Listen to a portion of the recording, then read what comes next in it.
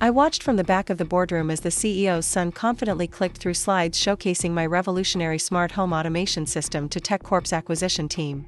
His polished presentation made it seem like he was the brilliant mind behind 5 years of my groundbreaking work. Not one executive in that mahogany-paneled conference room knew that just 3 months earlier, this same man had looked me dead in the eye and called me easily replaceable during merger discussions. My hands trembled slightly as I listened. To him take credit for innovations that had consumed my nights and weekends, algorithms I had perfected through countless iterations, and breakthrough discoveries that represented the culmination of my entire engineering career. What made it even more infuriating was how naturally the lies rolled off his tongue. Michael Harrison spoke with the kind of entitled confidence that only comes from never having to earn anything in your life. He gestured dramatically at the technical diagrams I had drawn, explained cost projections I had calculated, and presented market strategies I had developed, all while the TechCorp executives nodded approvingly at his supposed genius. The irony was suffocating. Here was someone who couldn't code a basic program trying to sell my sophisticated automation platform as his own vision. But what none of them knew, including Michael himself, was that I had been quietly building something far more powerful than any smart home system. I had been constructing an unshakable legal fortress around my work, brick by brick, patent application by patent application. And in about 10 minutes, when that conference room phone rang with a call from the United States Patent Office, Michael Harrison's world was about to come crashing down in the most spectacular way possible. Before we jump back in, tell us where you're tuning in from, and if this story touches you, make sure you're subscribed, because tomorrow, I've saved something extra special for you. My name is Sarah Thompson, and until 3 months ago, I believed that hard work and innovation would always speak for themselves. For 8 years, I had been the senior engineering lead at Harrison Industries, a family-owned manufacturing company, nestled in the industrial district of Phoenix, Arizona. While my colleagues spent their lunch breaks networking or gossiping around the coffee machine, I preferred the quiet sanctuary of my laboratory, where circuit boards and prototype devices made more sense than office politics ever would. The desert heat outside was brutal most days, but inside my climate-controlled lab, surrounded by oscilloscopes, 3D printers, and walls covered with technical schematics, I had found my purpose. I wasn't the type of engineer who dreamed of Silicon Valley fame or TED Talk presentations. I was the type who got genuinely excited about optimizing power consumption algorithms and solving complex integration challenges that kept other engineers awake at night. Harrison Industries had been good to me over the years. Founded by Robert Harrison's grandfather in 1987, the company had built a solid reputation manufacturing reliable home automation components. We weren't the biggest player in the market, but we were known for quality engineering and dependable products. Robert Harrison himself was a decent man who understood the value of good engineers, even if he didn't always understand the technical details of what we created. The smart home automation system that would eventually become the center of this nightmare had started as a personal project during my off hours. I was frustrated with the existing automation platforms on the market. They were either too expensive for average homeowners or too limited in their capabilities. Most systems required multiple hubs, created compatibility issues between different device manufacturers, and consumed enormous amounts of energy to maintain constant connectivity. I knew there had to be a better way. What if we could create a single, unified platform that could intelligently manage any smart device regardless of manufacturer? What if we could reduce energy consumption by 70% while actually improving performance? What if we could build learning algorithms that would adapt to family routines without requiring constant manual programming? The breakthrough came during a particularly late night in February 2019. I had been working on neural network optimization for weeks, trying to solve the problem of device prediction accuracy. Most systems could only guess what users might want based on simple patterns like time of day or recent activity. But I wanted something more sophisticated, a system that could understand the subtle relationships between different household activities and anticipate needs before users even realized they had them. The solution hit me while I was debugging a connectivity protocol around 2 a.m. Instead of treating each smart device as an independent unit, what if we created a mesh network where devices could communicate with each other and share behavioral data? A smart thermostat could inform the security system when temperature changes indicated someone was home. Motion sensors could collaborate with lighting systems to create seamless illumination patterns. Kitchen appliances could coordinate with entertainment systems to create the perfect dinner party atmosphere. I spent the next 6 months developing the core architecture in my spare time, using Harrison Industries lab equipment after hours.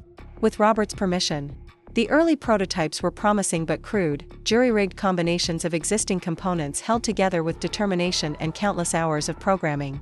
But by late 2019, I had created something remarkable. A home automation platform that was simultaneously more powerful and more energy efficient than anything on the market. Robert Harrison was impressed when I demonstrated the first working prototype in his office. The system had successfully managed his entire home for 2 weeks, learning his family's routines and preferences with minimal input. Energy consumption had dropped by 68% compared to his previous automation setup, while functionality had expanded dramatically. "Sarah, this is incredible work," he said, watching his living room lights adjust automatically as clouds passed over his house. "How quickly could we bring this to market?" That conversation led to Harrison Industries officially adopting my project as their flagship product development initiative. Robert provided funding for a dedicated development team, expanded lab facilities, and the resources needed to refine the system for commercial production. I was promoted to principal engineer and given complete autonomy over the project's technical direction. The next 3 years were the most fulfilling of my professional life. My small team and I refined the algorithms, expanded device compatibility, and solved dozens of complex engineering challenges. We developed proprietary communication protocols that were faster and more secure than industry standards. We created machine learning models that could adapt to household patterns within 48 hours of installation. We even solved the notorious device conflict problem that plagued other automation platforms. By early 2022, we had a product that was genuinely revolutionary. The Harrison Smart Hub could seamlessly integrate with over 2,000 different device types, learn family routines with remarkable accuracy, and reduce home energy consumption by an average of 65% while improving convenience and functionality. Independent testing confirmed that our system outperformed competitors that cost 3 times as much. But perhaps more importantly, we had solved the affordability problem. While premium automation systems typically cost homeowners between $8,000 and $15,000 to install, our platform could provide superior functionality for under $3,000. We weren't just creating a better product, we were democratizing smart home technology for middle-class families. The market response during our limited beta testing phase was extraordinary. Early adopters reported satisfaction rates above 95%. Home improvement magazines featured our technology in cover stories. Industry analysts predicted that Harrison Industries was positioned to capture significant market share from established competitors like Nest, SmartThings, and Control4. Robert Harrison was thrilled with our progress and began exploring options for expanding production capacity. The company had always been family-owned and relatively small, but the potential of the Smart Hub platform was forcing him to think bigger. We needed manufacturing partnerships, expanded distribution networks, and significantly more capital to compete with the industry giants. That's when TechCorp entered the picture. TechCorp was a massive technology conglomerate based in Seattle, with annual revenues exceeding $12 billion and a portfolio that included everything from cloud computing services to consumer electronics. Their interest in acquiring Harrison Industries wasn't entirely surprising. They had been aggressively expanding their smart home division and were looking for innovative technologies to differentiate their offerings. The acquisition discussions began in January 2023. TechCorp's initial offer was generous, significantly more than Harrison Industries' estimated market value, with promises to maintain the Phoenix facility and continue investing in smart home innovation. For Robert Harrison, who was nearing retirement age and concerned about the company's ability to compete against much larger corporations, the offer represented a perfect exit strategy. For me, the acquisition news was bittersweet. On one hand, TechCorp's resources could accelerate our product development and bring the Smart Hub to market much faster than we could manage independently. Their manufacturing capabilities, distribution networks, and marketing expertise could transform our innovative technology into a mainstream success story. On the other hand, I worried about maintaining creative control over my project. Large corporations had a reputation for stifling innovation in favor of incremental improvements to existing product lines. Would TechCorp appreciate the revolutionary potential of our platform, or would they try to water it down to fit their existing business models? Those concerns intensified significantly when Robert announced that his son Michael would be returning from business school to help manage the acquisition process. Michael Harrison had completed his MBA at Northwestern University and was supposedly bringing valuable expertise in corporate strategy and business development. Robert spoke proudly about his son's academic achievements and expressed confidence that Michael would play a crucial role in ensuring a smooth transition. I had met Michael briefly during a few family events over the years, but we had never worked together professionally. My impression was that he was intelligent but perhaps more interested in the business side of technology than the technical innovation itself. That wasn't necessarily problematic. Successful companies needed people who understood both engineering and market dynamics. What I didn't anticipate was that Michael Harrison would turn out to be the most entitled, manipulative person I had ever encountered in my professional life. And what I definitely didn't anticipate was that he would eventually try to steal credit for 5 years of my life's work while simultaneously attempting to eliminate my position as redundant during the merger process. The first warning sign should have been Michael's attitude during our initial project briefing. I had prepared a comprehensive presentation covering the technical architecture, development timeline, market analysis, and competitive positioning of the SmartHub platform. This was the culmination of years of intensive work, and I was proud to share our achievements with someone who would help guide the company's future direction. Michael listened to my presentation with what seemed like genuine interest, asking thoughtful questions about market penetration strategies and manufacturing cost optimization. But there was something in his demeanor that felt off, a subtle condescension that suggested he was evaluating my work rather than learning from it. When I explained the neural network algorithms that enabled our predictive capabilities, he nodded as if he understood concepts that had taken me months to develop. "This is really impressive work, Sarah," he said when I finished the presentation. "You've clearly put a lot of effort into the technical development. But I think there's an opportunity to think more strategically about positioning this technology for maximum market impact." The comment itself wasn't offensive, but the tone implied that my focus on engineering excellence had somehow been insufficient. As if creating groundbreaking technology was just the easy part, and the real challenge was the business strategy that someone with his MBA credentials could provide. Preparing and narrating this story took us a lot of time, so if you are enjoying it, subscribe to our channel, it means a lot to us. Now back to the story. Over the following weeks, Michael began inserting himself more deeply into the SmartHub project. He attended our technical team meetings, reviewed our development documentation, and started offering suggestions about product features and market positioning. Some of his ideas were actually useful. He had insights about distribution partnerships and pricing strategies that I hadn't fully considered. But gradually, I began to notice that Michael was positioning himself as an equal contributor to the project rather than a business consultant helping with the acquisition process. He started referring to our system and our innovations in conversations with TechCorp representatives. He created PowerPoint presentations that featured his analysis alongside our technical achievements, making it appear as if he had been involved in the development process from the beginning. The situation became more troubling when Michael requested access to our complete project files, including technical specifications, development notes, and proprietary algorithms. He claimed that TechCorp's due diligence process required comprehensive documentation, and that he needed to understand every aspect of our technology to properly represent its value during acquisition negotiations. Against my better judgment, I provided him with the requested access. The SmartHub project represented years of my professional life, and I wanted to ensure that TechCorp fully understood its potential value.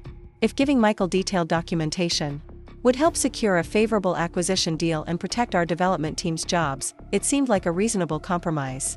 That decision would prove to be the biggest mistake of my career. Within weeks, Michael Harrison would use my trust and my documentation to orchestrate the most devastating professional betrayal I could have imagined. And by the time I realized what was happening, he would already be presenting my life's work as his own vision while simultaneously arguing that I was too replaceable to deserve a position in the merged company. But what Michael didn't know, what nobody knew except me, was that I had been quietly building legal protection around my innovations for years. Hidden in my personal files were patent applications that would soon transform me from a victim of corporate theft into the most dangerous person in that boardroom. And when the patent office finally called, Michael Harrison would learn that some people are far less replaceable than he imagined. Michael Harrison had a way of making everyone in the room feel like they were part of something important. When he walked into our Monday morning engineering meetings, his presence shifted the entire dynamic. Where our discussions had previously focused on technical challenges and optimization strategies, Michael steered conversations toward market opportunities and competitive positioning. He possessed the kind of charismatic confidence that made people want to impress him, even when they weren't entirely sure why. During his third week back at Harrison Industries, Michael suggested we restructure our project presentations to better align with TechCorp's evaluation criteria. He had been studying their acquisition patterns, he explained, and understood exactly what impressed their leadership team. Technical innovation was important, but TechCorp was really looking for scalable business platforms with clear revenue potential and strategic market advantages. "Sarah, your engineering work is absolutely brilliant," he told me during a private meeting in his temporary office. "But we need to package this technology in a way that demonstrates its full business potential. TechCorp isn't just buying a smart home system, they're investing in the future of connected living." His enthusiasm was infectious, and I found myself genuinely appreciating his perspective. While I had always focused on solving technical problems and creating better user experiences, Michael understood the broader implications of our work. He could articulate how our energy efficiency improvements would appeal to environmentally conscious consumers. He recognized that our simplified installation process would open new market segments. He saw opportunities for subscription services and data analytics that I had never considered. Michael began attending our technical development sessions, claiming he needed to understand the engineering details to properly represent our capabilities to TechCorp. Initially, his presence was somewhat disruptive. He asked basic questions that interrupted our workflow and required lengthy explanations of fundamental concepts. But gradually, he seemed to grasp the complexity of our system architecture, and even started offering suggestions about feature enhancements and user interface improvements. What impressed me most was his apparent ability to bridge the gap between technical innovation and business strategy. During one particularly productive brainstorming session, Michael proposed a tiered product offering that would allow us to serve both budget-conscious homeowners and premium customers seeking advanced functionality. His idea involved using the same core technology platform but offering different levels of device integration and AI sophistication depending on the price point. This approach maximizes our addressable market while protecting our premium positioning. He explained, sketching out a product matrix on the whiteboard. "We can capture mainstream adoption with the basic tier while demonstrating advanced capabilities to early adopters willing to pay for cutting-edge features." The strategy made complete sense from both technical and business perspectives. Our platform's modular architecture could easily support different feature sets, and the tiered approach would generate multiple revenue streams while building brand recognition across different consumer segments. I was genuinely impressed by Michael's strategic thinking and began to see real value in our collaboration. As the weeks progressed, Michael became increasingly involved in the technical aspects of our project. He requested access to our complete development documentation, claiming that TechCorp's due diligence team would require comprehensive technical specifications before finalizing their acquisition offer. He wanted to understand our testing methodologies, quality assurance processes, and long-term development roadmap so he could address any concerns that might arise during the evaluation process. The request seemed reasonable, and I was eager to ensure that TechCorp fully appreciated the sophistication of our technology. I provided Michael with access to our entire project repository, including source code, technical specifications, test results, and my personal development notes accumulated over 3 years of intensive work. I even shared my preliminary ideas for next-generation features that we hadn't yet begun developing. Michael spent considerable time reviewing our documentation, often staying late into the evening to study technical diagrams and algorithm implementations. He claimed he was preparing comprehensive briefing materials for TechCorp's technical evaluation team, and I was grateful for his dedication to representing our work accurately. His attention to detail and apparent commitment to understanding our technology reinforced my confidence in his ability to help secure a favorable acquisition deal. During this period, Michael also began scheduling regular meetings with TechCorp representatives, ostensibly to provide project updates and address any questions about our technology platform. He invited me to participate in several of these sessions, where I presented technical demonstrations while he handled business-related discussions. Our collaboration seemed to be working well. I focused on showcasing our engineering achievements, while Michael positioned them within broader market contexts. However, I began to notice subtle changes in how Michael presented our work during these meetings. Initially, he had been careful to credit our engineering team for specific innovations and technical breakthroughs. But gradually, his language became more proprietary. Instead of saying, "Sarah's team developed an algorithm," he would say, "We created a solution." Instead of, "The engineering department designed this protocol," it became, "Our approach involved designing this protocol." The shifts were so gradual and subtle that I didn't immediately recognize the pattern. Michael was slowly transforming himself from a business consultant helping to present our work into a collaborative partner who had contributed equally to our technical achievements.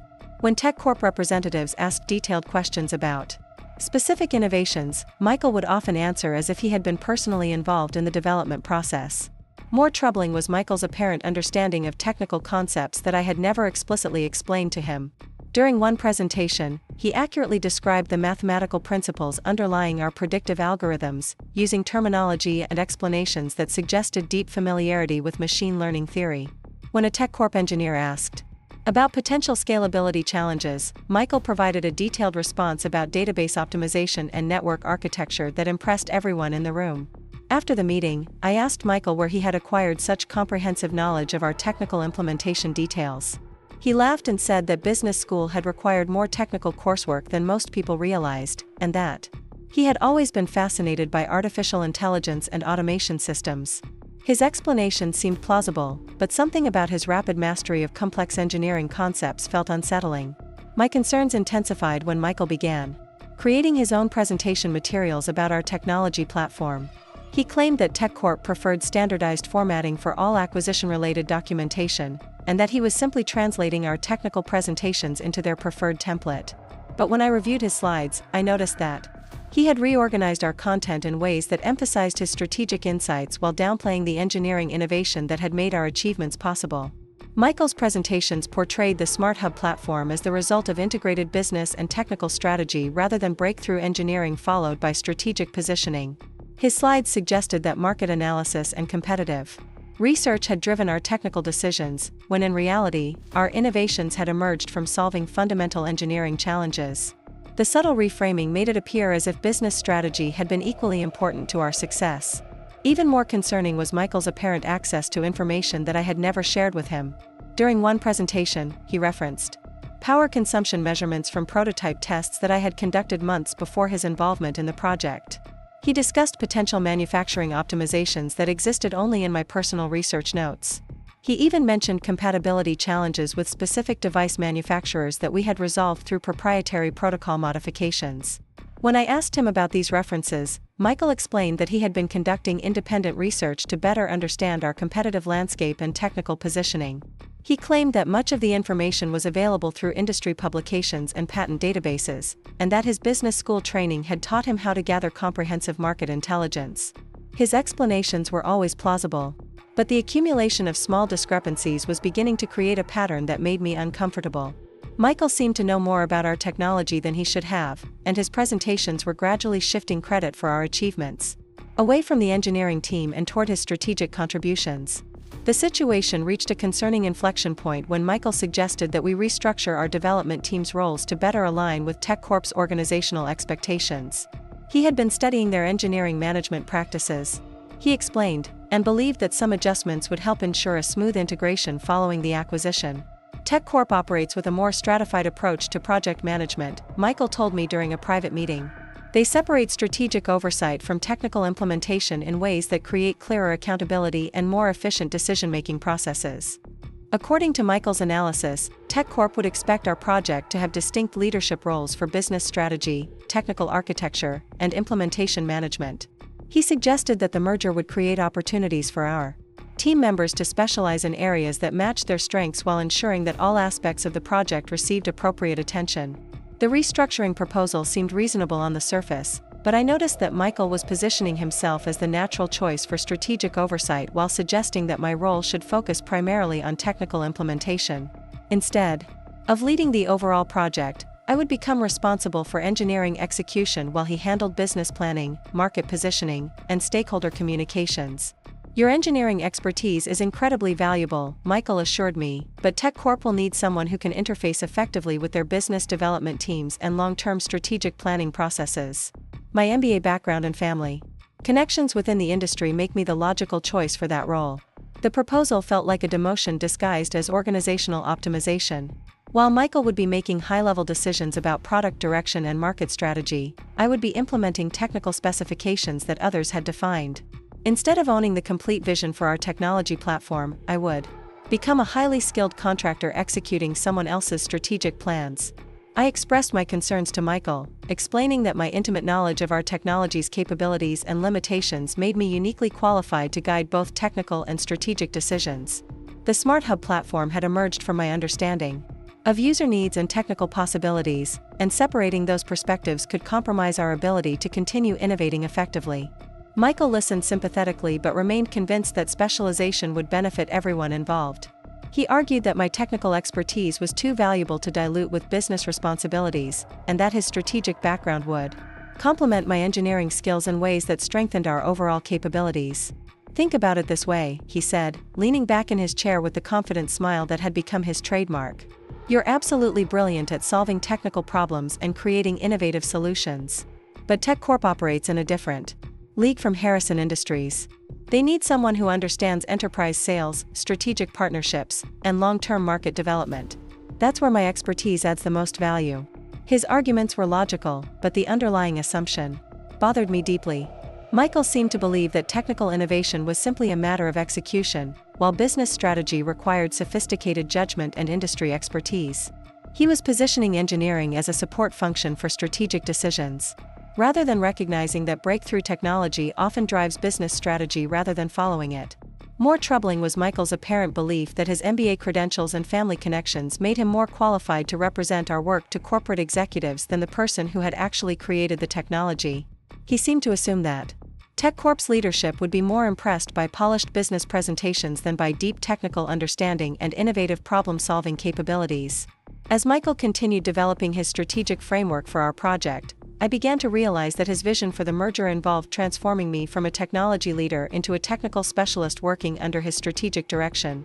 While he would be making decisions about product positioning, market strategy, and corporate partnerships, I would be relegated to implementing solutions that aligned with his business objectives. The irony was suffocating. Michael was essentially arguing that he should control the future direction of technology that he had played no role in creating, while the person who had conceived, developed, and refined that technology should focus exclusively on technical implementation. It was as if he believed that understanding PowerPoint presentations and market analysis qualified him to lead innovation in areas where he had no substantive expertise. But what made the situation truly dangerous was that Michael's approach was working. TechCorp's representatives seemed impressed by his strategic presentations and business acumen. They appreciated his ability to articulate market opportunities and competitive advantages in language that aligned with their corporate planning processes. His MBA credentials and polished communication style created exactly the kind of professional impression that corporate executives valued. Meanwhile, my technical demonstrations, while impressive, were being repositioned as proof-of-concept validations for Michael's strategic vision rather than breakthrough innovations that had created new market possibilities. The narrative was shifting from "Sarah Thompson developed revolutionary technology" to "Michael Harrison identified market opportunities and directed technical development to address them." I was watching my life's work being systematically reframed as the implementation of someone else's strategic insights. And the most frustrating part was that Michael's approach was so subtle and professionally presented that it would have been difficult to challenge without appearing petty or resistant to organizational change. As we moved deeper into the acquisition process, I began to suspect that Michael's ultimate goal was not just to claim credit for our technology platform, but to position himself as indispensable to TechCorp while making me appear replaceable. If he could convince them that our success had resulted from strategic business planning rather than engineering innovation, then the logical conclusion would be that the business strategist was more valuable than the technical implementer. The transformation in Michael's behavior became more pronounced as spring arrived in Phoenix. What had initially seemed like collaborative enthusiasm gradually revealed itself as a systematic campaign to insert himself into every aspect of our project's narrative. He began scheduling weekly strategy sessions that he positioned as essential preparation for TechCorp's final evaluation phase, but these meetings increasingly felt like rehearsals where Michael practiced presenting my work as his own vision. During these sessions, Michael would guide me through presentations that emphasized his strategic contributions while minimizing the engineering breakthroughs that had made our success possible. He claimed that TechCorp's executives were primarily interested in business strategy and market positioning rather than technical implementation details, so our presentations needed to focus on those elements to make the strongest impression. "Sarah, your technical work is absolutely crucial," he would say with practiced sincerity, "but we need to package it within a comprehensive business framework that demonstrates strategic thinking and market awareness. TechCorp isn't just acquiring technology, they're investing in leadership capability and long-term vision." The strategy sessions followed a predictable pattern. Michael would begin by outlining what he called our integrated approach to smart home automation, describing how market research and competitive analysis had informed our technical development decisions. He would then guide me through demonstrations that highlighted specific features while he provided strategic context about why those capabilities addressed important market needs. The presentations were professionally crafted and persuasive, but they fundamentally misrepresented the actual development process. Our innovations had emerged from engineering problem-solving and user experience optimization, not from market research and strategic planning. Michael was retroactively imposing a business-driven narrative onto work that had been created through technical curiosity and engineering expertise. What made the situation particularly insidious was that Michael's revisions weren't completely inaccurate, they were simply reframed to emphasize his contributions while diminishing mine. When we discussed our energy efficiency improvements, Michael would explain how his market analysis had identified consumer demand for environmentally sustainable technology, which had then directed our engineering efforts toward power optimization. The technical achievements remained the same, but the credit for recognizing their importance shifted to his strategic insights.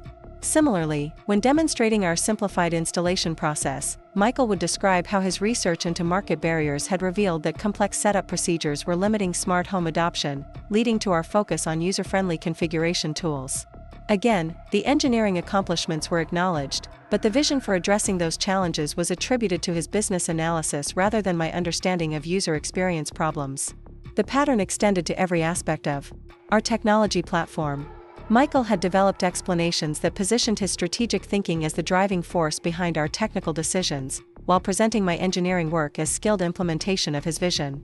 He wasn't denying my technical contributions, but he was reframing them as execution of strategic priorities that he had identified and defined. More concerning was Michael's growing familiarity with technical details that required deep engineering knowledge to understand. During one presentation, he accurately explained the mathematical principles underlying our machine learning algorithms, using terminology and concepts that suggested genuine comprehension rather than memorized talking points. When a TechCorp representative asked about potential security vulnerabilities, Michael provided a detailed response about encryption protocols and network architecture that impressed everyone in the room. After that meeting, I confronted Michael directly about his apparent expertise in areas that extended far beyond business strategy and market analysis. His explanations had demonstrated knowledge of concepts that I had never discussed with him, including technical implementations that existed only in my personal development notes. Michael, where exactly did you learn about cryptographic hash functions and distributed authentication protocols? I asked during a private conversation in his office. Those aren't typically covered in MBA programs, and they're not mentioned in any of our standard project documentation. He laughed casually and leaned back in his leather chair, projecting the kind of relaxed confidence that had become his default demeanor. Sarah, you're underestimating the technical requirements of modern business education. Northwestern's MBA program required extensive coursework in technology management and systems analysis. Plus, I've always been fascinated by computer science and artificial intelligence. His explanation seemed plausible, but something about his rapid mastery of complex engineering concepts continued to feel unsettling. Michael possessed detailed knowledge about our implementation decisions, development challenges, and even abandoned approaches that we had tested and rejected during early development phases. His understanding extended beyond what could be acquired through coursework or general industry research. My suspicions intensified when I discovered that Michael had been accessing our development servers outside of normal business hours. While reviewing system logs for an unrelated network issue, I noticed login sessions from his computer account occurring late in the evening and on weekends when the office was empty. The access patterns suggested that he was spending considerable time reviewing our complete project repository, including source code, technical documentation, and my personal research files. When I asked Michael about these late-night sessions, he explained that he was dedicating extra time to understanding our technology because he wanted to represent it accurately to TechCorp's evaluation team. He claimed that thorough preparation was essential for ensuring that our acquisition negotiations proceeded smoothly, and that his evening work sessions allowed him to study our technical documentation without interrupting normal business operations. I take my responsibility for this acquisition very seriously, he told me with apparent sincerity. TechCorp's technical evaluation team will ask detailed questions about every aspect of our platform, and I need to be prepared to address their concerns accurately. The better I understand our technology, the more effectively I can advocate for its value. His dedication seemed admirable, but the extent of his after-hours access suggested something beyond casual familiarization with our work. The system logs showed that Michael was spending hours reviewing files, particularly my personal research notes and early development documentation that contained detailed explanations of design decisions and implementation challenges. More troubling was the discovery that Michael had been copying large amounts of data from our servers to his personal laptop. The file transfer logs indicated that he had downloaded our complete technical specifications, source code repositories, testing documentation, and even video recordings of prototype demonstrations that I had created for internal progress reviews. When I confronted him about these downloads, Michael explained that he needed local copies of our documentation to work effectively from home and during travel. He claimed that TechCorp's due diligence requirements demanded comprehensive technical documentation, and that he was simply ensuring that he could access necessary information regardless of his location. The acquisition timeline is accelerating, he said, and I need to be able to respond to TechCorp's questions immediately rather than waiting until I can access our office servers. Having local copies of our documentation ensures that I can provide accurate information whenever they need it. His explanations were always reasonable, but the pattern of behavior was becoming increasingly difficult to dismiss as normal business preparation. Michael was accumulating comprehensive copies of our technical work while simultaneously positioning himself as the strategic visionary who had guided our development efforts. He was building both the knowledge base and the narrative framework needed to claim ownership of our innovations. The situation reached a critical point when Michael suggested that we begin preparing for post-acquisition integration by documenting our individual contributions to the project. He claimed that TechCorp would need detailed records of each team members' responsibilities and achievements to make informed decisions about organizational structure and role assignments following the merger. It's important that everyone receives appropriate credit for their contributions, Michael explained during a team meeting. TechCorp wants to understand exactly how our success was achieved so they can preserve and enhance our capabilities within their larger organization. The documentation process that Michael outlined seemed designed to establish a clear hierarchy of contributions that positioned him as the strategic leader while relegating me to a technical implementation role. His proposed format included sections for strategic planning, market analysis, technical architecture, and implementation management, with the clear implication that strategic contributions were more valuable than technical achievements. Michael volunteered to coordinate the documentation effort, claiming that his business background made him uniquely qualified to present our contributions in language that would resonate with TechCorp's corporate culture. He would interview each team member about their specific responsibilities and compile comprehensive profiles that highlighted everyone's unique value to the project. During my interview session, Michael focused primarily on technical implementation details while showing less interest in the creative problem-solving and innovative thinking that had driven our breakthroughs. His questions implied that my primary contributions involved executing predetermined technical specifications rather than conceiving and developing revolutionary solutions to complex engineering challenges. Tell me about your process for implementing the predictive algorithm framework, he said, taking detailed notes on his laptop. How did you translate the strategic requirements into functional code? The question revealed a fundamental misunderstanding of how our technology had actually been developed. There had been no strategic requirements that predetermined our technical approach. The predictive algorithms had emerged from my exploration of machine learning possibilities and my insights about user behavior patterns. The strategic value had become apparent after the technical breakthrough, not before it. When I attempted to explain the actual development process, Michael redirected the conversation toward implementation details and technical specifications. He seemed uninterested in the creative thinking and innovative problem-solving that had made our achievements possible, focusing instead on the mechanical aspects of code development and system integration. That's fascinating, he would say when I described a particularly creative solution to a complex challenge, but let's focus on the specific technical steps you followed to implement that approach. TechCorp will want to understand our development methodology and quality assurance processes. The interviews with other team members followed similar patterns. Michael gathered detailed information about everyone's technical contributions while positioning himself as the coordinator who had guided our collective efforts toward successful outcomes. He was systematically documenting our work in ways that emphasized his oversight role while minimizing the independent creativity and innovation that had actually driven our success.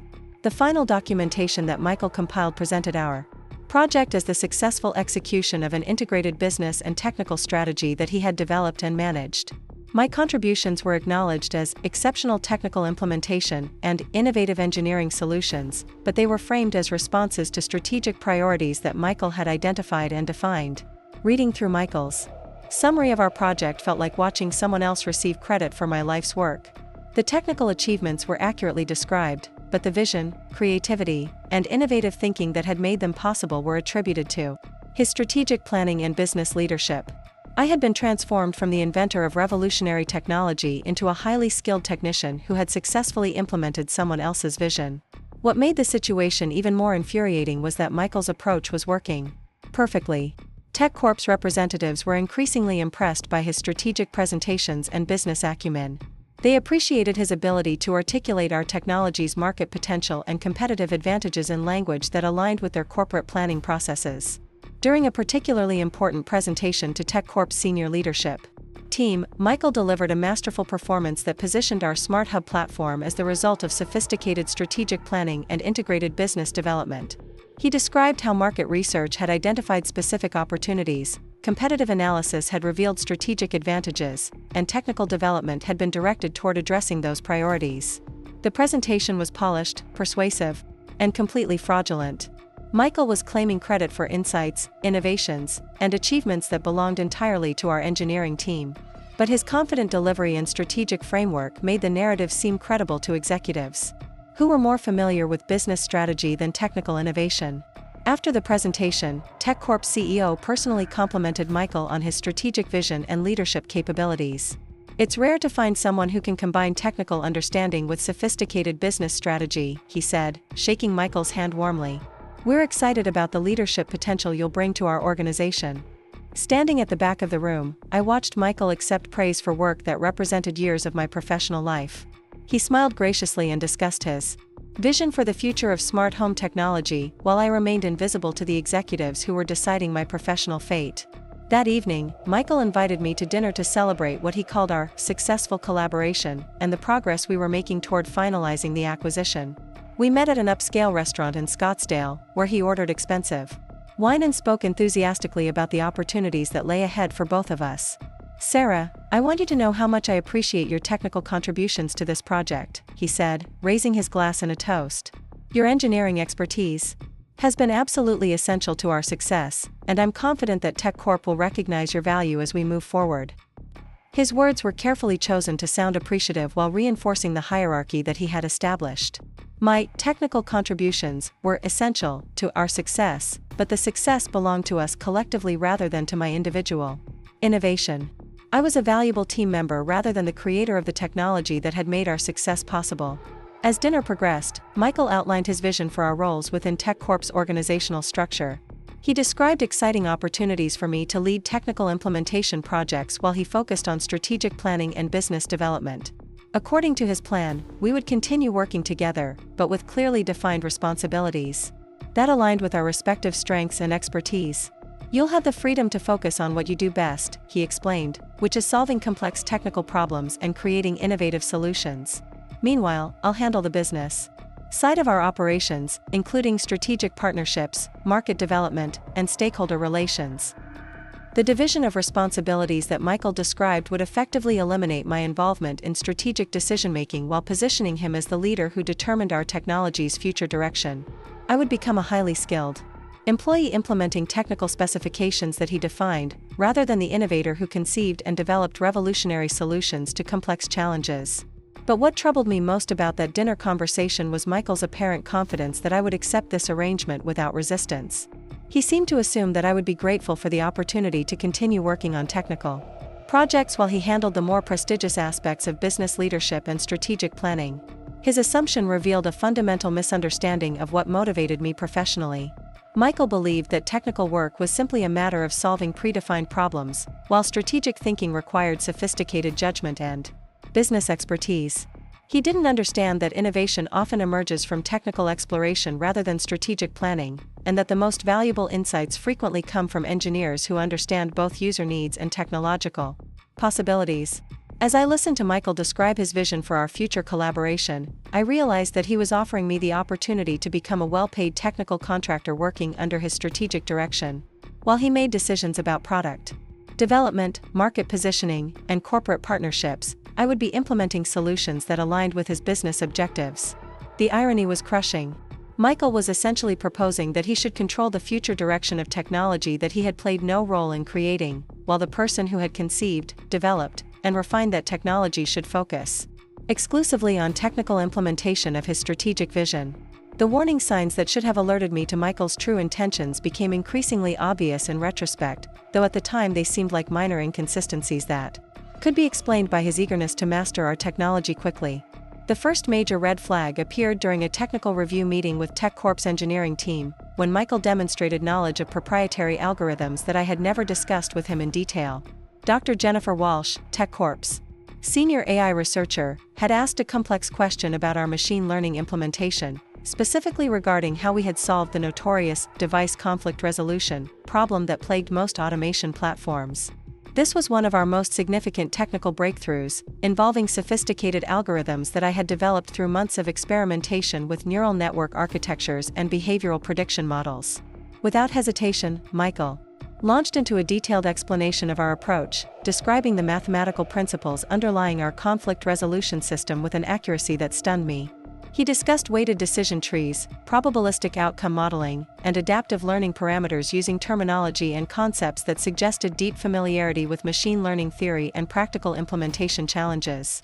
The key insight, Michael explained to Dr. Walsh, was recognizing that device conflicts often result from insufficient context awareness rather than actual user preference contradictions. By implementing a hierarchical decision framework that considers temporal patterns, user behavior history, and environmental factors, we can resolve apparent conflicts while actually enhancing user satisfaction. His explanation was not only technically accurate but demonstrated understanding of the creative problem-solving process that had led to our breakthrough. Michael was describing design decisions and implementation details that existed only in my personal research notes and early development documentation. More troubling, he was presenting these insights as if he had been personally involved in developing the solutions. After the meeting, I confronted Michael about his apparent expertise in areas that extended far beyond what I had shared with him during our collaboration. His explanation of our conflict resolution algorithms had required knowledge of concepts that I had never discussed with anyone outside our core development team, including implementation details that weren't documented in our standard project materials. Michael, where exactly did you learn about weighted decision trees and probabilistic outcome modeling? I asked during a private conversation in the parking lot outside TechCorp's offices. Those concepts aren't covered in business school curricula, and they're not mentioned in any of the documentation I've provided to you. He responded with his characteristic confident smile, but I noticed a brief flicker of uncertainty in his eyes before he composed his answer. Sarah, I think you're underestimating my technical background. I've always been fascinated by artificial intelligence and machine learning, and I've spent considerable time studying these concepts independently. Plus, our documentation is more comprehensive than you might realize. His explanation felt rehearsed, as if he had anticipated this type of question and prepared a plausible response. But something about his defensive tone suggested that he was concealing the true source of his knowledge. Michael possessed detailed understanding of technical concepts that required hands-on experience with machine learning implementation, not just theoretical study or documentation review. My suspicions intensified when I began paying closer attention to Michael's behavior during our technical team meetings. I noticed that he often referenced specific details about our development process that I didn't remember discussing with him, including challenges we had encountered during early prototype testing and solutions we had implemented to address performance issues. During one particularly revealing moment, Michael casually mentioned power consumption measurements from tests that we had conducted 6 months before his involvement in the project. When I asked him about the source of this information, he claimed that he had found references to those tests in our project archives, but I knew that the specific measurements he cited existed only in my personal lab notebooks. The pattern of unauthorized knowledge became more apparent when Michael began making suggestions about technical improvements that demonstrated intimate familiarity with our system architecture. His recommendations weren't generic business suggestions, but specific engineering optimizations that required deep understanding of our implementation details and potential enhancement opportunities. Have you considered implementing adaptive polling intervals for the sensor network? He asked during one team meeting. Based on the usage patterns I've observed, we could probably reduce power consumption by another 15% by dynamically adjusting communication frequencies based on activity levels. His suggestion was technically sophisticated and practically valuable, but it revealed knowledge of our sensor network implementation that I had never shared with him. The adaptive polling concept required understanding of both our hardware specifications and software architecture, including details about communication protocols and power management strategies that weren't documented in our public project materials. When I pressed Michael about the source of his technical insights, he became increasingly evasive and defensive. He would claim that his suggestions emerged from general industry knowledge or strategic analysis, but the specificity of his recommendations clearly required access to proprietary technical information that he shouldn't have possessed. The situation became more concerning when I discovered evidence that Michael had been accessing our development servers far more extensively than he had initially indicated. While reviewing system audit logs for routine security compliance, I found records of his account accessing files and directories that contained sensitive technical documentation, including my personal research notes and early development prototypes.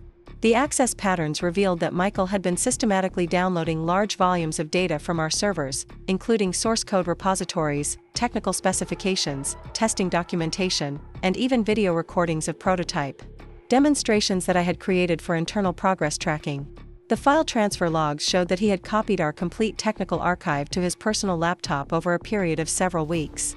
More troubling was the discovery that Michael's access to our systems extended beyond the files and directories that I had explicitly shared with him.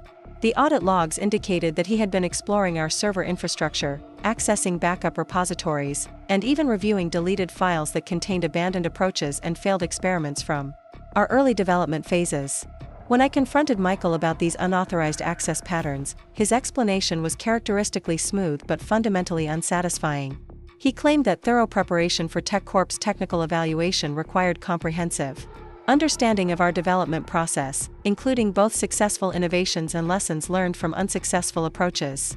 TechCorp's due diligence team will ask detailed questions about every aspect of our platform, he explained, including how we address development challenges and why we chose specific technical approaches over alternatives. The more thoroughly I understand our complete development history, the better I can represent our work during the evaluation process. His justification seemed plausible on the surface, but the extent of his data collection suggested something beyond normal business preparation. Michael had systematically copied years of technical work, including proprietary algorithms, implementation details, and innovative solutions that represented the core intellectual property of our project. The most alarming discovery came when I found evidence that Michael had been accessing encrypted files that contained my most sensitive research notes. These files included early conceptual work, experimental algorithms, and preliminary ideas for next-generation features that I had never shared with anyone. The encryption should have prevented unauthorized access, but the audit logs clearly showed that Michael's account had successfully opened these protected documents. When I investigated further, I discovered that Michael had somehow obtained the encryption passwords that I had used to protect my most confidential research materials. The only way he could have acquired these passwords was by observing me enter them or by accessing the secure password manager that I used to store them. Either possibility suggested a level of surveillance that extended far beyond normal business collaboration. The realization that Michael had been secretly monitoring my work and systematically stealing my technical documentation was both shocking and infuriating. He had been presenting himself as a collaborative partner while actually conducting sophisticated corporate espionage designed to appropriate my innovations and position himself as their creator. But perhaps the most insulting aspect of Michael's deception was his apparent belief that I wouldn't notice or challenge his unauthorized access to my work. He seemed to assume that I was either too trusting or too technically naive to monitor our system security effectively. His arrogance in conducting such extensive surveillance while maintaining a facade of professional collaboration revealed a level of contempt for my capabilities that was both personally offensive and professionally dangerous. As I pieced together the full extent of Michael's data theft, I began to understand that his goal extended far beyond simply familiarizing himself with our technology for acquisition purposes. He was building a comprehensive archive of our technical work that would allow him to claim ownership of our innovations while eliminating the people who had actually created them. The evidence suggested that Michael was preparing to present our technology as his own vision while arguing that the original development team was unnecessary for future success. By accumulating complete technical documentation and demonstrating apparent mastery of our implementation details, he could position himself as the essential leader who understood both the strategic vision and technical execution required to continue our project. What made the situation particularly dangerous was that Michael's approach was working effectively with TechCorp's evaluation team. His presentations combined strategic insights with technical knowledge in ways that impressed executives who were more familiar with business planning than engineering innovation. He was successfully creating the impression that our success had resulted from his leadership rather than our team's technical creativity. The final red flag appeared when Michael suggested that we begin preparing contingency plans for potential organizational restructuring following the acquisition. He claimed that TechCorp typically streamlined newly acquired companies by eliminating redundant positions and consolidating similar functions under unified leadership. It's important that we think strategically about how our roles might evolve, Michael explained during a private meeting in his office. TechCorp will want to minimize overlap and ensure that the most qualified people are responsible for each area of our operations. His language was carefully neutral, but the implications were clear. Michael was preparing to argue that our development team contained redundant positions that could be eliminated without compromising our project's success. Since he had positioned himself as the strategic leader who understood both business and technical aspects of our work, the logical conclusion would be that other team members were less essential to future operations. The conversation felt like a warning disguised as strategic planning. The merger planning committee meeting that would destroy my career took place on a sweltering Tuesday morning in late April. The conference room at Harrison Industries had been transformed for the occasion, with polished mahogany tables arranged in a U-shape to accommodate both companies' leadership teams. The air conditioning struggled against the Arizona heat streaming through floor-to-ceiling windows, creating an atmosphere that felt both sterile and suffocating. I arrived early, carrying my laptop bag and a folder containing performance metrics that I hoped would demonstrate my value to the combined organization. Despite my growing concerns about Michael's behavior, I still believed that my technical expertise and track record of innovation would protect my position during the integration process. The Smart Hub platform had generated significant revenue and industry recognition for Harrison Industries, and I assumed that TechCorp would recognize the importance of retaining the team responsible for that success. The room gradually filled with executives from both companies, their conversations creating a low murmur of corporate politeness and strategic positioning. Robert Harrison sat at the head of the table, looking simultaneously proud and anxious about the transition he was orchestrating. TechCorp's acquisition team had arranged themselves along one side of the table, their expensive suits and confident demeanor reflecting the power dynamics that would soon reshape our organization. Michael entered the room with his characteristic blend of confidence and entitlement, wearing a perfectly tailored navy suit that probably cost more than most of our engineers earned in a month. He moved through the space like he owned it, shaking hands with TechCorp executives and discussing strategic opportunities with the casual familiarity of someone who had been planning corporate acquisitions for years rather than weeks. Rebecca Martinez, TechCorp's Vice President of Operations, called the meeting to order with the efficient authority of someone accustomed to making decisions that affected thousands of employees.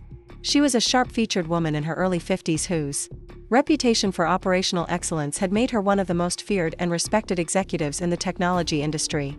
Her presence in the room signaled that TechCorp was taking this acquisition seriously and expected significant changes to result from the integration process.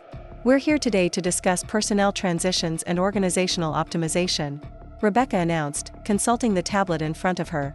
"Our preliminary analysis has identified several areas where the combined entity can achieve operational efficiencies through strategic workforce alignment and elimination of redundant positions."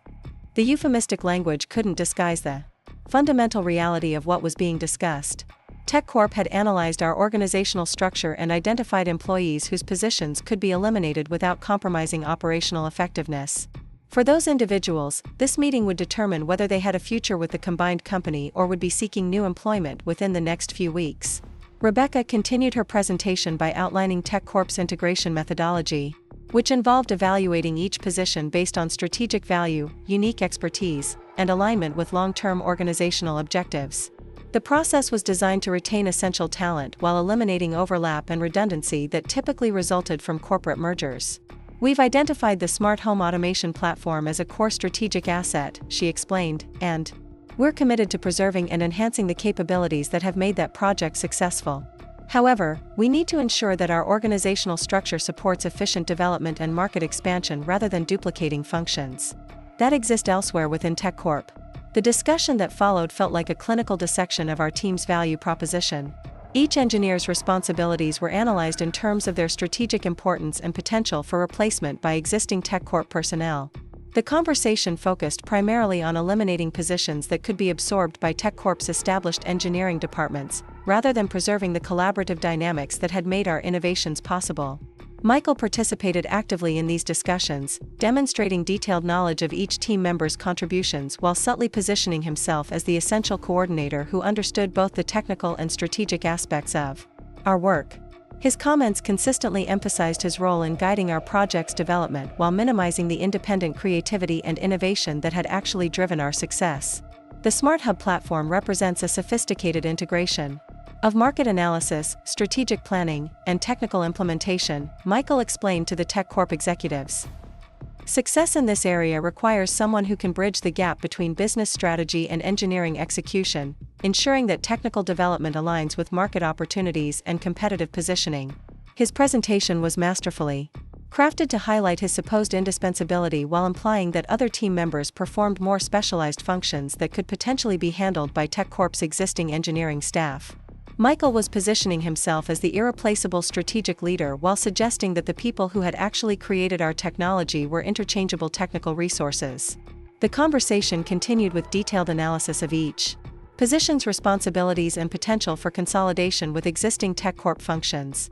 I listened with growing anxiety as my colleagues' careers were evaluated based on criteria that seemed to prioritize corporate efficiency over innovation capability and collaborative effectiveness.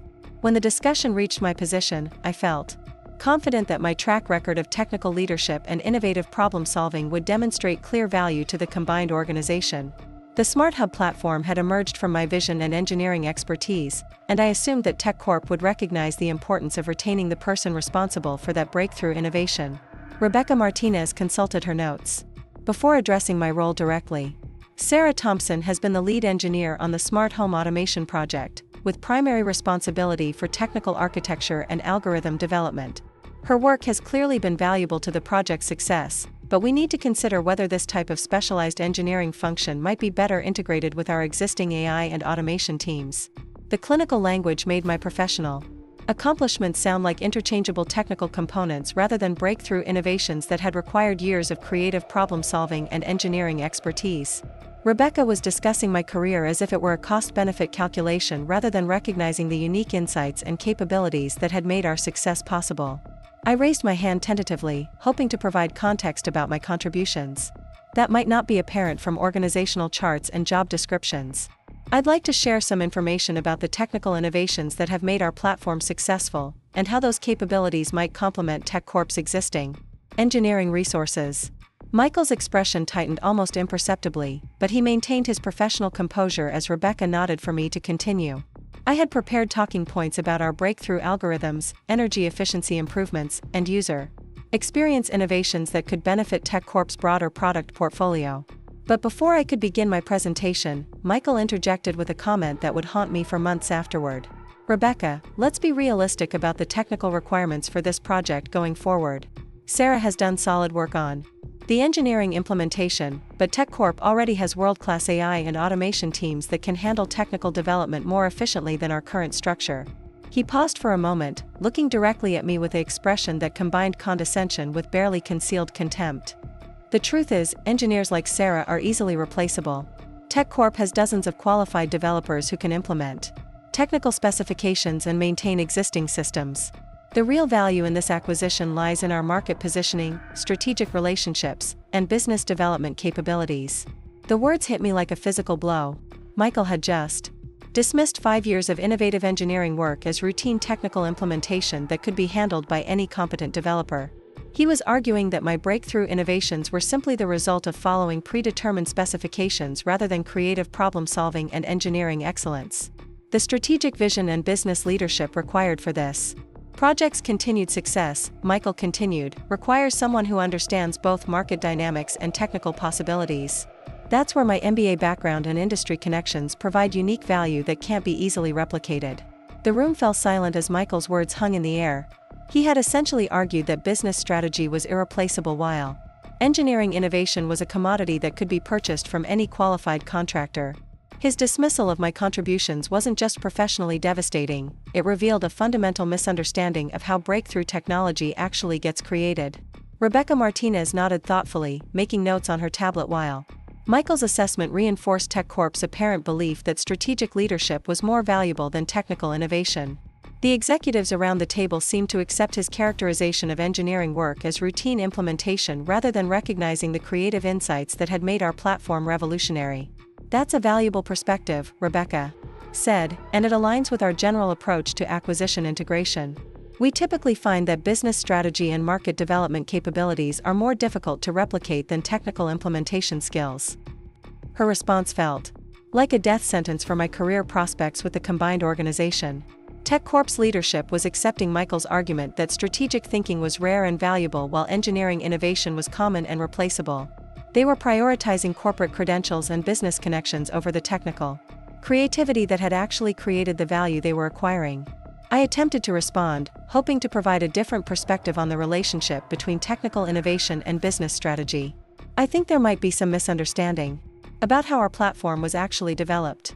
The technical innovations weren't implementations of predetermined business requirements, they emerged from engineering problem solving that identified new market opportunities. But Michael smoothly interrupted before I could elaborate on my point. Sarah, I appreciate your perspective, but I think we need to focus on organizational efficiency rather than relitigating past development approaches. TechCorp's priority is ensuring that our capabilities align with their strategic objectives and operational standards. His dismissal was polite but firm, effectively cutting off any opportunity for me to present a different narrative about our project's development. Michael was controlling the conversation in ways that prevented me from challenging his characterization of my contributions or demonstrating the unique value that I could provide to the combined organization.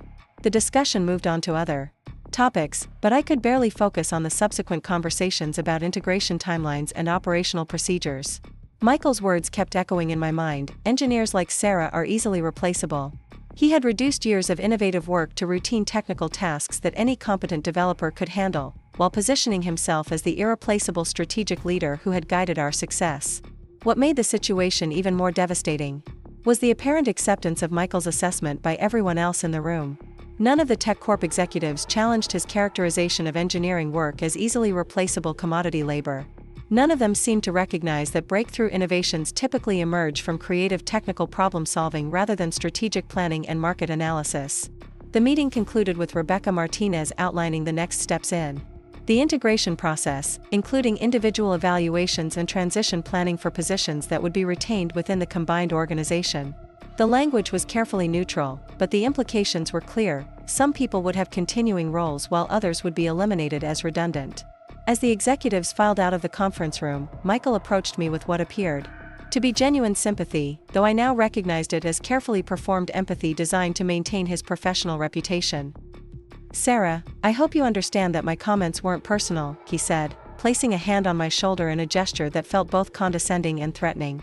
I'm simply trying to ensure that this transition proceeds smoothly and that everyone's contributions are evaluated fairly within TechCorp's organizational framework.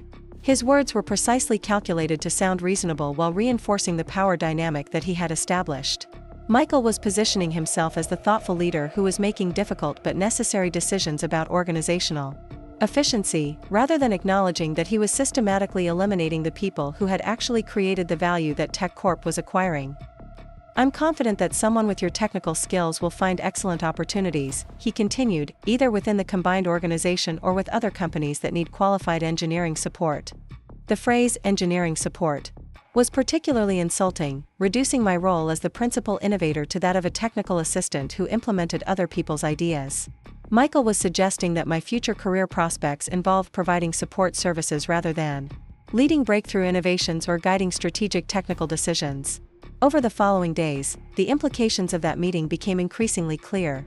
I received a formal notification that my position was being evaluated for potential redundancy as part of the integration process. The letter explained that TechCorp was committed to retaining essential personnel while eliminating positions that duplicated existing capabilities within their organization. Meanwhile, Michael was promoted to Director of Strategic Innovation for the combined entity, with responsibility for guiding the Smart Hub platform's continued development and market expansion. His new role positioned him as the leader who would determine our technology's future direction while coordinating with TechCorp's existing engineering teams to implement necessary enhancements and modifications. The organizational chart that accompanied these announcements made the new hierarchy painfully clear. Michael would be making strategic decisions about product development, market positioning, and resource allocation, while TechCorp's engineering teams would handle technical implementation under his guidance. My role as the principal innovator and technical leader had been eliminated, replaced by a corporate structure that separated strategic thinking from technical execution. What made the situation particularly galling was that Michael's promotion was announced with glowing praise for his strategic vision and leadership capabilities. The press release described him as a visionary leader who combines deep technical understanding with sophisticated business strategy, crediting him with developing innovative approaches to smart home automation that position TechCorp at the forefront of connected living technology. Reading those words felt like watching someone else receive an award for my life's work. Michael was being celebrated for strategic insights and technical innovations that belonged entirely to our engineering team, while the people who had actually created those breakthroughs were being eliminated as redundant support staff. The most insulting aspect of the entire situation was that Michael's characterization of engineering work as easily replaceable revealed his complete ignorance about how innovation actually occurs. Breakthrough technologies don't emerge from implementing predetermined business requirements, they result from creative problem solving by engineers who understand both technical possibilities and user needs. The Smart Hub platform hadn't been created because market research identified strategic opportunities that directed our technical development. It had emerged from my curiosity about energy efficiency problems and my insights about user experience challenges that existing solutions failed to address. The business value had become apparent after the technical innovations were developed, not before they were conceived. But Michael's narrative had successfully convinced TechCorp's leadership that strategic planning was more valuable than technical innovation, and that business credentials were more important than engineering creativity. He had positioned himself as the irreplaceable visionary while arguing that the people who had actually created the technology were interchangeable technical resources. As I sat in my office that evening, reviewing the formal termination timeline that Human Resources had provided, I felt a combination of rage and disbelief that anyone could be so brazenly dishonest about their contributions to a collaborative project. Michael had systematically appropriated years of technical work while simultaneously arguing that the people responsible for that work were unnecessary for future success. But what Michael didn't know, and what would soon transform me from a victim of corporate politics into the most dangerous person in his professional life, was that I had been quietly protecting my innovations through channels that extended far beyond Harrison Industries' organizational structure. Hidden in my personal files were patent applications that would soon expose his fraudulent claims and destroy the career that he had built on stolen technical work. The young man who had called me easily replaceable was about to discover that some people are far more difficult to eliminate than he had imagined. And when the United States Patent Office finally called to confirm my ownership of the technology he was claiming as his own vision, Michael Harrison would learn that engineering innovation is far less replaceable than entitled business school graduates who mistake strategic presentations for actual technical creativity. 2 weeks after my termination became official, I found myself sitting in my empty apartment on a scorching Phoenix afternoon, surrounded by cardboard boxes containing 8 years of my professional life. The moving company had quoted me an astronomical fee to relocate my laboratory equipment, so most of my oscilloscopes, 3D printers, and testing devices were being sold to local engineering students for a fraction of their value. The physical dismantling of my workspace felt like watching my identity being auctioned off piece by piece. The apartment complex swimming pool below my balcony was filled with families enjoying their Memorial Day weekend, their laughter and splashing creating a soundtrack of normalcy that felt completely disconnected from the professional devastation that had consumed my life. Children cannonballed into the chlorinated water while their parents sipped drinks from plastic cups, blissfully unaware that someone above them was contemplating whether their engineering career was truly over at 32 years old.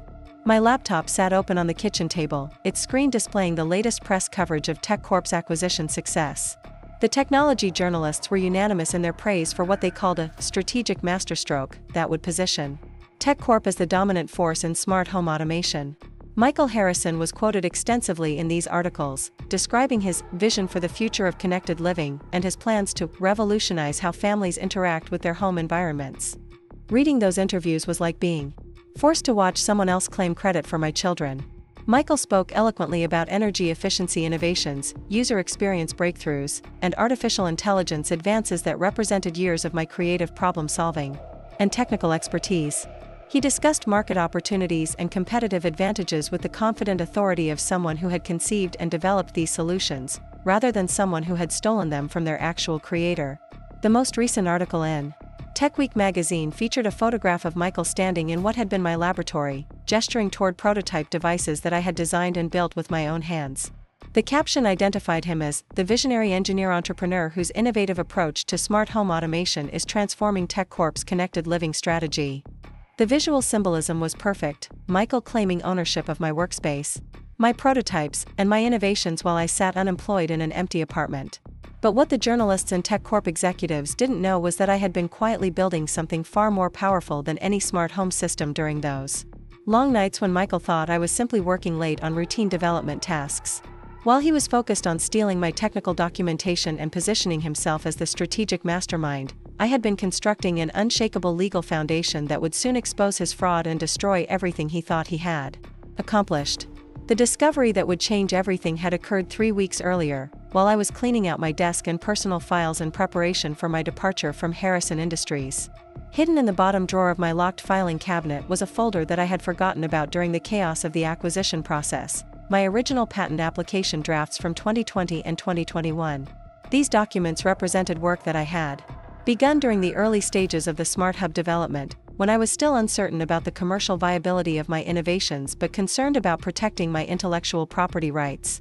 The applications covered every major breakthrough that had made our platform revolutionary, including the energy optimization algorithms, the device conflict resolution system, and the predictive user behavior modeling that had impressed TechCorp's evaluation team. The patent applications were comprehensive and technically detailed, describing not just the final implementations but also the underlying mathematical principles and design methodologies that had guided my development process. They included flowcharts, technical diagrams, and algorithmic specifications that clearly established my ownership of the innovations that Michael was now claiming as his own strategic vision. More importantly, the applications were dated with official timestamps that preceded Michael's involvement in our project by over a year. Anyone reviewing these documents would immediately recognize that the technology he was presenting as his breakthrough thinking had actually been conceived and developed long before he returned from business school to help with the acquisition process. What I had never completed, however, was the actual submission of these patent applications to the United States Patent Office. The filing fees had seemed expensive at the time, and I had been focused on refining the technology rather than protecting it through legal channels. The unsubmitted applications had remained in my personal files while I concentrated on development work that I assumed would be protected by my employment with Harrison Industries. That assumption had proven catastrophically naive. By sharing my innovations with Michael under the pretense of collaboration, I had inadvertently provided him with everything he needed to claim ownership of my work while simultaneously arguing that I was unnecessary for the project's continued success. He had exploited my trust and my focus on technical excellence to position himself as the irreplaceable strategic leader while reducing me to a replaceable technical resource. But those unsubmitted patent applications represented something that Michael couldn't steal or replicate: legal proof of my ownership of the innovations he was claiming as his own work. While he possessed copies of my technical documentation and could discuss implementation details with apparent expertise, he couldn't produce evidence of the creative process that had led to those breakthroughs or demonstrate his involvement in their original conception. The realization that I still possessed this trump card filled me with a mixture of hope and rage that was unlike anything I had ever experienced. For weeks, I had felt powerless against Michael's systematic appropriation of my work and his successful manipulation of corporate executives who valued strategic presentations over technical innovation. But the patent applications offered me an opportunity to expose his fraud and reclaim ownership of my intellectual property. The challenge was that filing patent applications required significant legal expertise and financial resources that I no longer possessed. My severance package from Harrison Industries was modest, and my unemployment benefits wouldn't begin for several weeks. Patent attorneys commanded hourly rates that could quickly exhaust my savings, and the application process itself involved fees and administrative costs that seemed overwhelming for someone facing uncertain employment prospects. But as I researched patent law and intellectual property protection, I discovered that my situation was far from hopeless.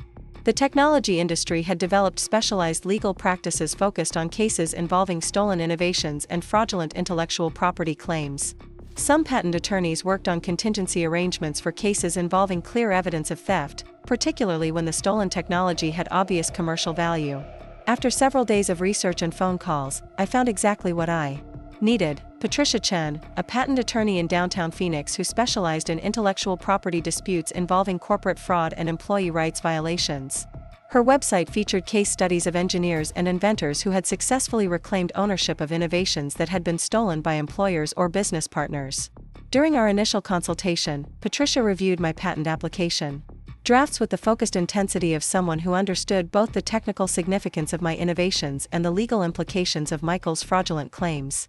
She asked detailed questions about the development timeline, my documentation practices, and the extent of Michael's access to my technical work. "Sarah, what you have here is extremely valuable," Patricia said, spreading my technical diagrams across her conference table. "These patent applications clearly establish your ownership of breakthrough technology that's worth millions of dollars. The fact that they predate Mr. Harrison's involvement makes his current claims legally indefensible." She explained that intellectual property theft cases like mine had become increasingly common as companies struggled to maintain competitive advantages in rapidly evolving technology markets. Corporate executives were under enormous pressure to demonstrate strategic value, leading some individuals to appropriate innovations created by engineers and researchers who lacked the political sophistication to protect themselves effectively. "The good news," Patricia continued, "is that patent law provides powerful remedies for situations exactly like yours. Once we file these applications and receive official patent protection, you'll have legal ownership of technology that TechCorp is currently using without authorization. That creates significant leverage for both financial compensation and criminal prosecution." Her confidence was infectious, but I remained concerned about the costs and complexity of challenging a corporation with TechCorp's resources and legal capabilities. Patricia acknowledged that intellectual property litigation could be expensive and time-consuming, but she believed that my case was strong enough to justify taking significant risks. "Here's what I'm prepared to offer," she said, leaning back in her leather chair with the decisive expression of someone who had made this type of calculation many times before. "I'll handle your patent applications and any subsequent legal action on a contingency basis. If we're successful in establishing your ownership and securing compensation, I'll take 30% of whatever we recover. If we're unsuccessful, you pay nothing beyond the filing fees." The arrangement seemed almost too good to be true, but Patricia explained that contingency cases allowed attorneys to take on high-value intellectual property disputes that individual inventors couldn't otherwise afford to pursue. The potential financial rewards from successful patent litigation were substantial enough to justify the risk of working without guaranteed payment.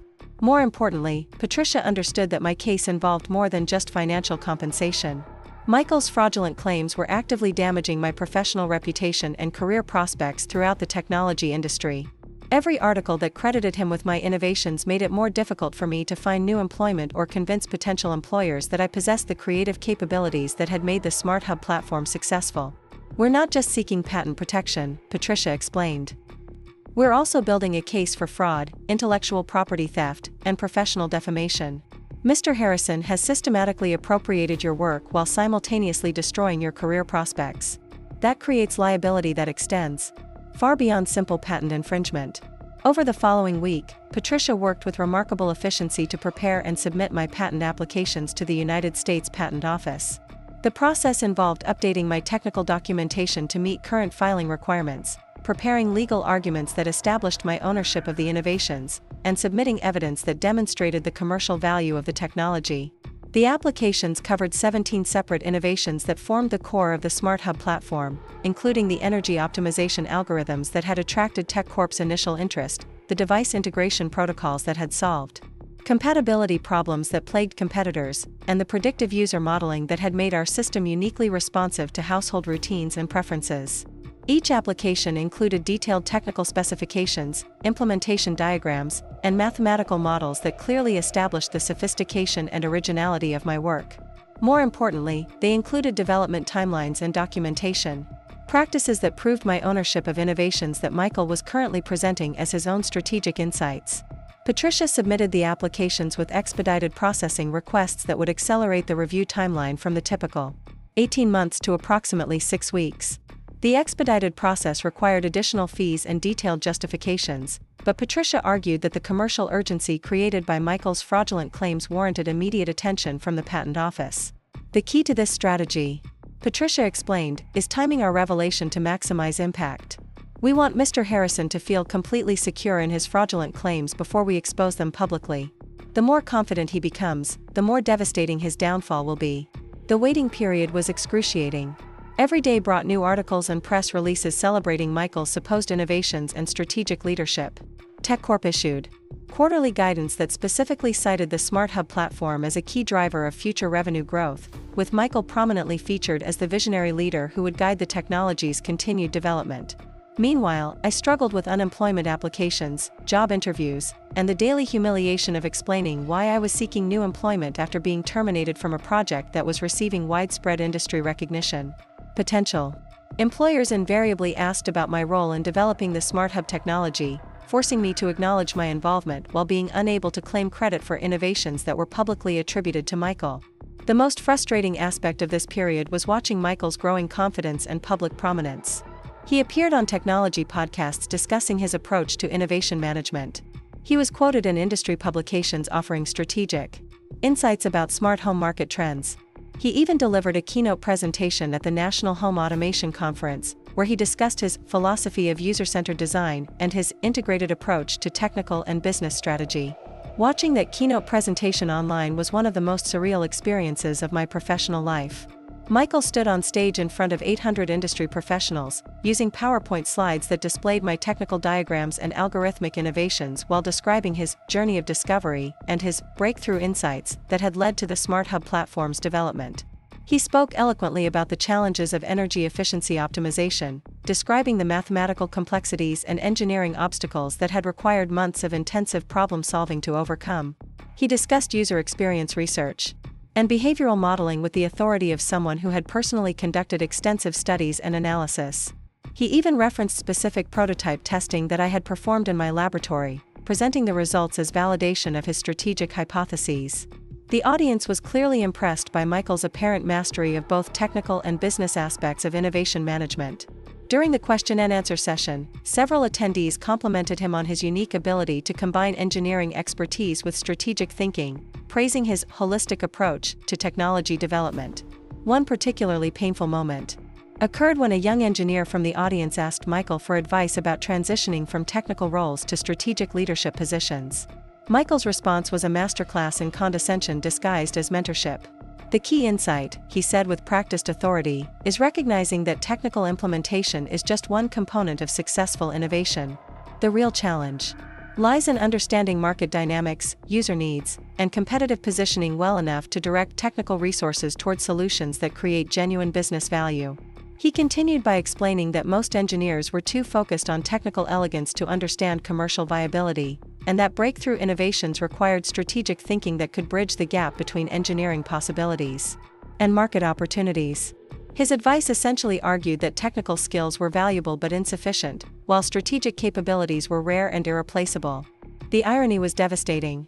Michael was using my innovations as evidence of his strategic superiority while simultaneously arguing that engineers like me lacked the business sophistication necessary for leadership roles. He was claiming credit for work that he couldn't have created while disparaging the technical expertise that had actually made that work possible. But what Michael didn't know, as he basked in the applause of industry professionals who believed his fraudulent narrative, was that his moment of triumph was about to become the foundation of his professional destruction. 3 days after his keynote presentation, Patricia received the call that would transform everything. "Sarah, we got them," she said, her voice crackling with excitement through my phone speaker. "The patent office has approved all 17 applications. You are now the official legal owner of every major innovation that Mr. Harrison has been claiming as his own work." The relief and vindication that flooded through me was unlike anything I had ever experienced. After months of watching Michael steal credit for my life's work while simultaneously destroying my career prospects, I finally possessed unshakable legal proof of my ownership of the technology that had made him famous. But Patricia's next words transformed my relief into something far more powerful: the anticipation of complete and total revenge against someone who had underestimated the wrong person. "Now comes the fun part," she said with barely contained glee. "Mr. Harrison is scheduled to present his strategic vision to TechCorp's board of directors next Tuesday. I think that would be an excellent time to inform them about these new patent filings, don't you?" The plan that Patricia outlined was elegantly simple and devastatingly effective. We would wait until Michael's presentation was underway, allowing him to claim ownership of my innovations in front of TechCorp's most senior executives. Then, at the moment when his confidence was highest and his claims were most explicit, Patricia would call the conference room to inform them that every technology Michael was presenting had just been officially patented by someone else. The beauty of this approach, Patricia explained, is that Mr. Harrison will be caught in the act of corporate fraud in front of witnesses who have the authority to both terminate his employment and pursue criminal charges. He won't be able to claim ignorance or misunderstanding when he's literally presenting stolen technology as his own strategic breakthrough. The week leading up to Michael's presentation felt like the longest 7 days of my life. I found myself obsessively checking patent database records to confirm that my applications had been processed correctly and that my ownership was officially established.